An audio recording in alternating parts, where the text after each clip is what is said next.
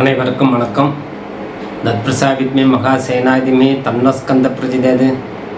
முருகப்பெருமானுடைய திருவருளால் பாலத்திருப்பசனுடைய அனுகிரகத்தால் கிருத்திகை விரதம், ஆடி மாத கிருத்திகை, ஆடி கிருத்திகை, பெரிய கிருத்திகை, பக்தர்களுக்கு வேண்டுதலை நிறைவேற்றக்கூடிய காலம். முருகப்பெருமானுடைய அனுகிரகத்தால் பல நன்மைகள் அடைந்த பல பக்தர்கள், பல அன்பர்கள் பல காலம் விரதம் இருந்து பெறாத ஒரு அனுகிரகம் இந்த ஆடி கிருத்திகையில் கிடைக்கும். இந்த வருடம் பரவ வருஷம் ஆடி மாதம் 21 6/8/2026 வியாழக்கிழமை, தேய்பிரை சஷ்டி மாலை 4 மணி 8 நிமிடம் வரை. அதன் பின்பு நவமி திதி, பரணி நட்சத்திரம் மாலை 6 மணி 19 நிமிடம் வரை. அதன் பின்பு கிருத்திகை நட்சத்திரம், கண்டம் நாமயுகம் பகல் 1 மணி 45 நிமிடம் வரை. கவளவ கரணம் மாலை 4 மணி 8 நிமிடம் வரை. அதன் பின்பு தைதூளம். இன்றைய நாள் முழுவதும் சித்தயோகம், நேத்திரம் 1, ஜீவன் அரை பங்காக உள்ளது. இந்த கிருத்திகை முருகப்பெருமானை வேண்டி பல காலம் தவத்தால் இருந்து வந்த சிக்கல்கள் அனைத்தும் நிறைவேறக்கூடிய காலம். முருகனை வேண்டாதவர் யாரும் இல்லை. முருக பக்தர்களை கேட்டது 3 எழுத்து போதும். முருகா என்ற வார்த்தை நம்மளுக்கு பல விதத்தில் நம்மளுக்கு நன்மை கொடுக்குது, மன சாந்தி கொடுக்குது, மன அமைதி கொடுக்குது, மன தெம்பு கொடுக்குது, ஞான வைராக்கியம் உண்டாக்குது, செல்வம் பெருகுது.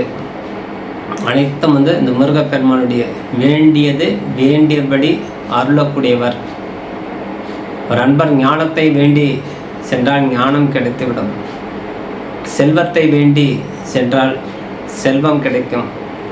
திருமணம் வேணும், எனக்கு ஒரு குடும்பம் வேணும், மிக விரைவில் திருமணம் வேணும்னு முருகப்பெருமானுடைய மன்றாடி வேண்டும்போது திருமணம் நடக்கும்.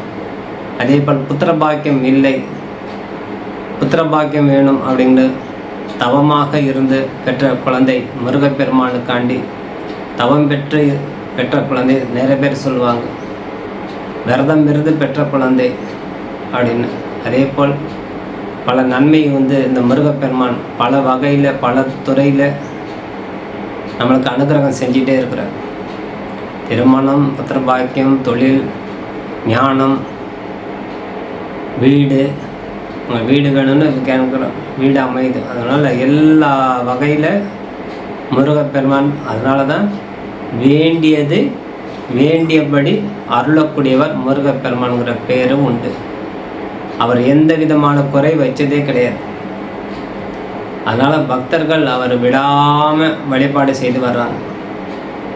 ஆனால் ஒரே ஒரு விஷயம், பல குறைகள் நம்ம வாழ்க்கையில் இருந்தாலும் ஒரு குறை மட்டுமே இறைவனுக்கு சமர்ப்பிக்க வேண்டும். நிறைய குறை வாழ்க்கையில் இந்த மனிதனாக பிறந்தாச்சுன்னா இந்த காலம் இறுதி வரை பல விதத்தில் பல ரூபத்தில் பல சிக்கல்கள் வந்து கொண்டே இருக்கும். அதே போல் பல தேவைகள் இருந்து கொண்டே இருக்கும். ஒன்று முடிஞ்சால் ஒன்று வந்தால் ஒன்று அப்படியே நம்ம எண்ணம் பிரதிபலிப்பாக இயங்கும். 1 கோடி ரூபா சொத்து இருக்குன்னா 100 கோடி மேலே ஆசை வரும். 100 கோடி சொத்து சேர்த்தா 1000 கோடி மேலே ஆசை வரும். அதே போல் தான் ஒன்றுக்கு மேல் ஒன்று நம்மளுக்கு மனம் இயங்கி கொண்டே இருக்கக்கூடிய காலம். ஆனால் நம்மளுக்கு தேவையானது என்ன? மன மகிழ்ச்சி, மன அமைதி, நோயற்ற வாழ்வை. அந்த நோயற்ற வாழ்வு கிடைச்சாலே போதும். உடல் ஆரோக்கியமாக இருந்து வாழ்ந்து வந்தாலே பல செல்வத்துக்குண்டான அதிபதியாக நம்ம திகழலாம்.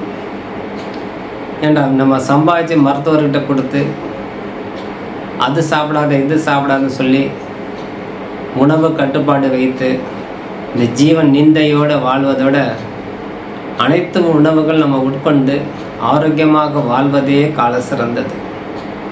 ஆகவே இந்த முருகப்பெருமான் மனமுருகி முருகா முருகா முருகான்னு வேண்டி தத்பிரசாவித்மி மகா சேனாயுதிமி தன்னோஸ்கந்த பிரஜிதர் என்ற மந்திரம் தொடர்ச்சியாக சொல்லி அல்லது கந்த சஷ்டி கவசம் பாராயணம் செய்து